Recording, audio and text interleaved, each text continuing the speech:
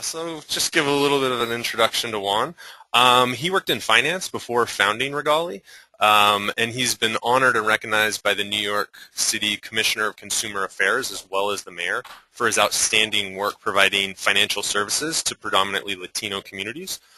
So he graduated from Zicklin School of Business before working at Lehman Brothers for 4 years as an analyst.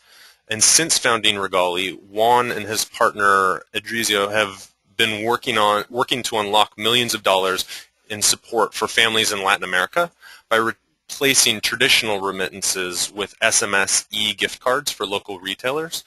So they do this by allowing Latinos in the U.S. to send gift cards via SMS back home.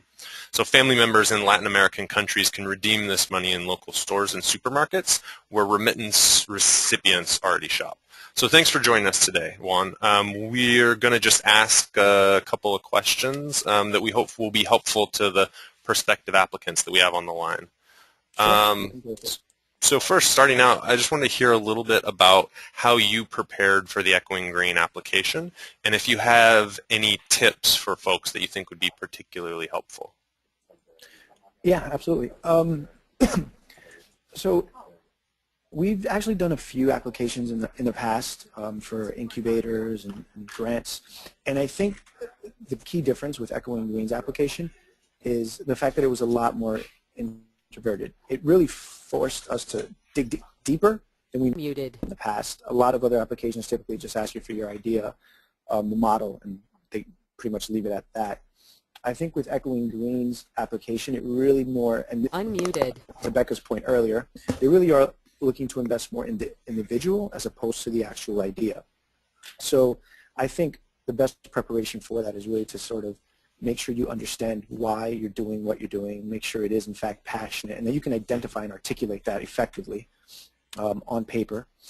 And I think also doing a little bit of research on Echoing Green as well should definitely help. It gives you an idea of the scope of projects that they fund, why they fund them, the scalability aspect to it. So I think that's probably the two pieces of advice that I would recommend anyone. Probably first start with yourself, understand what you're passionate about and how that relates to your project directly, and then secondly, make sure you understand Echoing Green's former fellows and the projects that they funded in the past. Great. How much time did you spend on preparing your application? And since you were applying with a partner, how did you guys work together on that? Yeah, it actually took us a lot of time. So there were four different phases, if I'm not mistaken. Mm-hmm. So we did the preliminary draft, and then we sequentially made it past every round after that. In terms of preparing for it, we had to get recommendation letters. So I think in asking for those recommendation letters, you probably want to go back to the 4 areas or the 4 qualities that you guys identify, which are purpose and passion, which I spoke about a little bit, mm-hmm. resilience, leadership, and your magnet for resources. So your ability to identify all those 4 qualities is what you should have in mind when you ask for a potential recommendation letter. So rather than just going and asking for, like, let's say, the former CEO of the company you used to work for, who you probably didn't have that much of an engagement with, I would probably try to identify someone who can speak to those 4 attributes and help them by preparing some kind of examples of passion that you demonstrated at your work, resilience, leadership, and your ability to attract resources. So we prepared for it by doing that, by seeking out recommendation letters from people who can identify those 4 areas. We spent a lot of time understanding ourselves, like focusing on our passion and why Regali is so passionate to us, and why are we so emotionally invested in this project. Mm-hmm. So we spent a lot of time doing that and sort of using each other as a sounding board, if you will, and then also using our family and friends as well. Like, does this story resonate with you? Essentially, you want to make your story bulletproof. So I think by, through repetition, you eventually achieve that. So I mean, that's kind of the way we approached it in terms of preparation. We spent about, I think for the first round of applications, I'd like to say a few weeks preparing for it, and then after that, I mean, it was more than that. It was a couple months until eventually we made it to the final round. Great, that's really helpful. So that kind of addresses a little bit one of the questions that we had from one of the attendees, and that was about mentors. So you talked a little bit about people who wrote you letters of recommendation.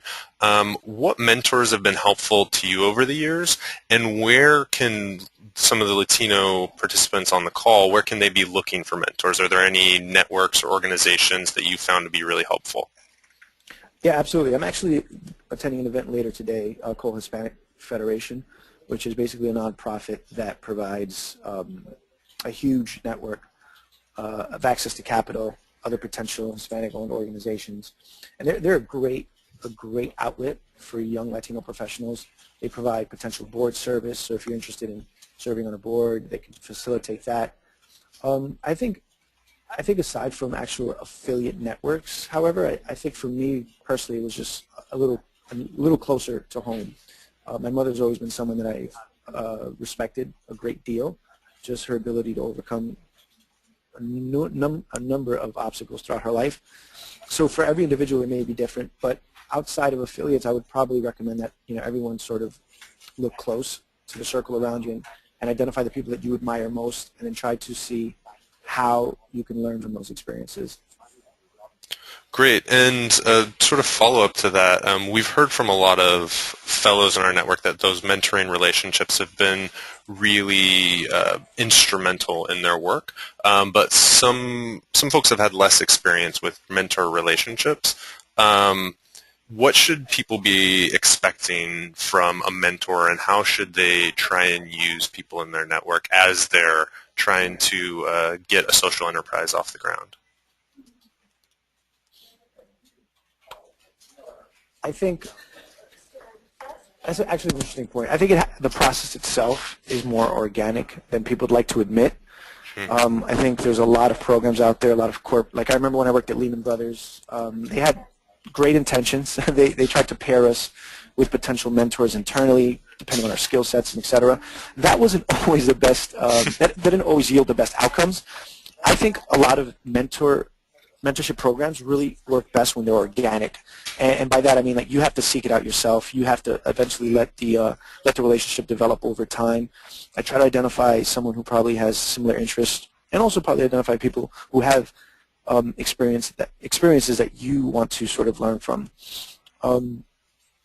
I think outside of that, I think the other thing that I wanted to note was that you also want to be concise. When you approach someone who's in a higher position, who's accomplished a great deal in their life, time is always of the essence. And I don't think that they're not interested in helping. I just think that you need to be respectful and mindful of their time. So always make sure you have always make sure that you're clear in what you're asking. Always have an ask. I always believe in that. Like even if it's an email, if you're expecting to meet someone at an event, make sure you're prepared. If you have 2 minutes of that person's time to schmooze it up via email or in person, make sure you have a clear ask at the end of that conversation. Don't leave with next step without having any next steps. I think that's something that a lot of younger professionals fail to do. Great, that's really good advice. At the end of the day, they appreciate that too. Cool. So the next question that we have coming in from a participant is, as a young entrepreneur, and particularly a young Latino entrepreneur, what skills should I be developing now that will help me be successful as a social entrepreneur? What skills did you really focus on that has helped you in your work with Regali? I think I have to hand it to you guys. I think you guys nailed it with those 4 qualities. You really have to develop your sense of purpose and passion in life. Start with that. It's one thing to chase a buck. It's another thing to chase your passion and have the buck eventually come. So I think that's the first thing. I think resilience. You need to fail in life. I mean, I failed multiple times, and I probably will continue to fail. That's just part of the cycle. But with every failure, you learn from it. You learn not to repeat it. You learn from those errors. You improve as an individual. You improve as an entrepreneur. I think leadership is a big one. Try to identify any outlets that will let you become a leader, or grow to be one. If there's a particular role at your job that no one's managing, take the initiative, run with that project. If you have or free time outside of work, volunteer, join a nonprofit board. And I think also learn how to sell. That's another thing that people probably, in my experience, don't do all too well. And I think that's actually something I've learned a lot from my partner, Eddie. Like ABC, those simple sales rules, like always be closing. There's always a sale to be made. And it doesn't have to be in a negative context either. But just understand that if you're doing business, there is always a sale being made. Either you're selling them on why, or they're selling you on why not. And I think having that mindset will help entrepreneurs in so many ways. So the way you develop those skills is, again, through repetition and practice. Great. Is there anything that you wish that you knew before you'd started the fellowship? You're, one of our recent fellows in the class from last year. What do you wish you could go back and tell yourself, a year ago? I don't really have any regrets per se. No, I think the experience has been absolutely amazing. I made it here, so obviously I guess what I did. Right? I must have done something right to make it. So no, I don't really have anything that I would have done any differently, quite honestly. Okay. Great. Yeah. Well, can you talk a little bit, sort of in that vein, can you talk a little bit about your experience as a fellow thus far? What's been helpful to you, whether on the personal side or on the organizational side? Sure. I think brand recognition is huge. Echoing Green obviously is very well respected in the social enterprise space, and that's helped a lot in terms of introductions and meetings. The network itself is amazing, and I don't mean that in the sense of introducing us to other potential players in the field, but just the network itself of fellows is absolutely amazing, second to none. I mean, like, you ask for something on the group Facebook page, and people respond within seconds. Mm-hmm. It's literally like doing a Google search, but a lot more personalized. So I actually like that a lot. It's been incredible. I think my one recommendation would be a little bit more touch points, but geographically I understand it's very difficult because everybody's scattered throughout the world. So, but outside of that, it's been an absolute amazing experience this far. Great. That's always nice to hear from our end. So switching gears a little bit, there's a question here from a participant. What do you see as the greatest obstacles facing Latino social entrepreneurs? And, if you have any personal experience with any obstacles, it'd be great to hear about that. Yeah, sure. That's a great question, actually. Eddie and I speak about this a lot. I think the biggest obstacle is role models. You have a handful of actual Latino entrepreneurs that are actually doing anything, and I think that's the biggest issue facing the Latino community, and then specifically the Latino entrepreneurial community, which in my opinion is almost non-existent. So I think just having more people that are out there that are taking that chance, that are taking that huge leap of faith, I think that'll eventually get others to sort of join the movement. But I think right now the biggest issue is just lack of role models. There's just very few Latino entrepreneurs that are out there. Yeah, definitely. Can you talk us through a little bit the founding of Regali and sort of how you had the idea, and then how you took that idea from something that existed on paper to something that you're actually working on? So if that's research that you did before starting the organization, the idea process, that sort of thing. Yeah, absolutely. Well, the idea really surfaced from our personal experiences. Both Eddie and I have experienced the pain of remittances for quite some time. Like, my family's always sent clothing back and money to Colombia, and I would always remember my mother complaining about the process, how it's expensive. In fact, they would wait until they filled up a very big box to send, because it was just cheaper. Mm-hmm. So yeah, we would wait and do it seasonally.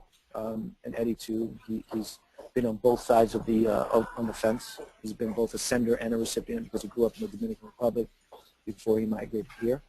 So we both understood the process was a pain, and it was just very archaic. That, coupled with our passion for finance and really being role models for our communities, is what led us to eventually develop this innovative platform. We discovered that nothing existed of its kind. We tested the idea out with a family member of his in the Dominican Republic, whereby we basically purchased a gift card, realized that you can just use the back code of the card without actually having to swipe it. And then we realized, well, if you could do that, then there's really nothing stopping me from sending that individual an actual gift card code. And if I can do that over the phone, then I can probably do it via text message. So after enough research, we discovered that no one was doing it in the space, Then what we did was we tried to identify if there was an actual need for it, or if it was actually a viable model. And by that I mean, like, do people even spend money, remittance money, on supermarkets, in retail stores, in pharmacies? And we discovered that through the World Bank's data, 77% of remittances are actually spent in those three key areas. So then what we did was identify the actual stores that sell gift cards in Latin America. And then we started partnering with them, pitching the product, pitching the idea. And now we're at the point where we just came back from the Dominican Republic. We were there for the past 2 weeks. We just got back last night. And we did like a huge training to all their staff, and we tested the product out. We gave away a free Regali, and the feedback was absolutely amazing. So right now we're preparing to do a full-fledged launch for the holidays, for Christmas. We want to sort of use the momentum of the whole gifting aspect surrounding the holidays.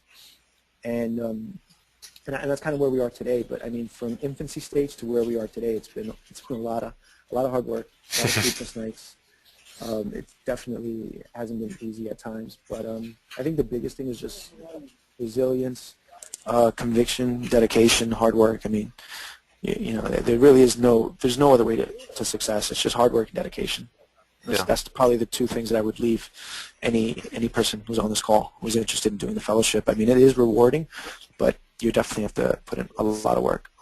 But it will be worth it in the end. So we have another question that came in from someone on the line. How do you stay informed? Are there publications or blogs that you read that you would recommend to other aspiring social entrepreneurs? What kind of information? Like, I think any information that's useful to sort of you as a leader of Regali, whether it's in the field of social entrepreneurship in general, or leadership, or even issues facing the Latino community, that sort of thing. Okay, I guess lately, to be perfectly honest, I've been doing a pretty bad job of that. It's just sheer lack of time. But traditionally, I think one of the most common publications that entrepreneurs in general should be reading is probably TechCrunch. I mean, if you're in the tech community, you should know about that. Mashable. It kind of keeps you abreast of the latest technologies surfacing in the marketplace. More specific to Regali, I mean, I just watch Latino news, any shape, way, or form that I can get it. If it's on an app on my phone, or if it's on TV at night before I go to bed after I've been reading through some stuff. So more specific to Regali, I mean, yeah, it's probably Latino news, again, via television. As far as any specific publications, Hispanicize, Being Latino, those are publications that I try to follow. Those are more specific to Regali. But I think in general, for any entrepreneur, or any Latino entrepreneur on this call, actually, I would probably read those two. Hispanicize, Being Latino, and then on the tech side, TechCrunch and Mashable. Great. Can you talk us through a little bit of the earliest rounds of funding, some of the challenges that you've had getting that first dollar in the door? I can't remember if that was Echoing Green or if that was someone else, but I know we have a lot of aspiring social entrepreneurs who that feels like their greatest challenge right now is getting someone to put money behind their idea, that sort of first donor or investor.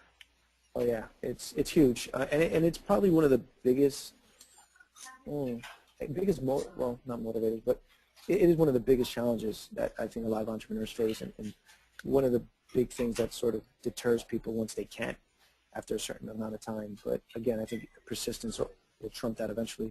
But for us, we were able to get funding. Luckily, we were able to get funding from the Chilean government, Startup Chile, which is a new incubator that the Chilean government wanted to launch to essentially create this whole ecosystem of entrepreneurs in Latin America. They aspire to become Silicon Valley, if you will, of Latin America. So that was our first round of funding, and that process itself was pretty. It was pretty intense. Not as intense as Echoing Greens, but it was an application process very much like this.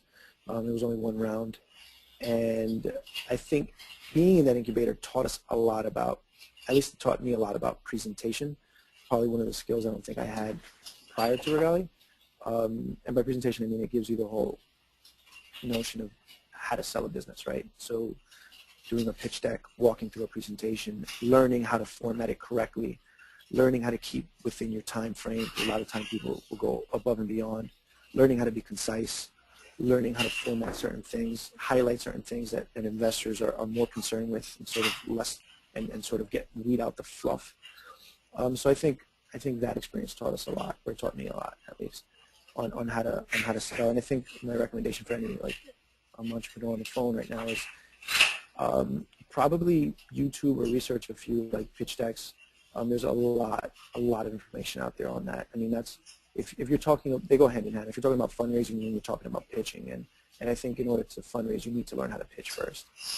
So I would probably recommend reading as much as possible on the web. I mean, there's tons of presentations out there. I'd be more than happy to share our first deck that we created to anyone who's on this call, and please feel free to give out my email for that.